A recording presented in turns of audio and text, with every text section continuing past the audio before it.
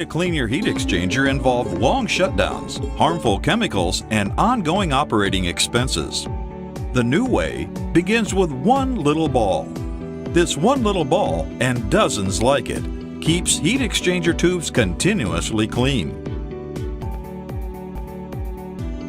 The balls start out in a collector that's connected to your heat exchanger or condenser through the system's main line.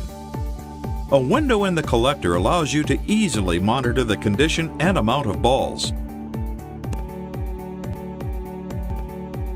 which forces water through the pipes and into the collector, where the system periodically injects all of the balls into the inlet pipe at the same time. Then, normal system water flow carries the balls through the inlet pipe and into the main line. The balls go from the main line to the heat exchanger, where they are randomly distributed across the condenser tubes. The balls flow through the tubes at normal system flow velocity, and as the water pushes the balls through the pipes, they clean off residue, deposits, and buildup before it has a chance to take hold. As the balls exit the heat exchanger, they are collected in a ball trap that has no moving parts and offers no possibility for the balls to escape.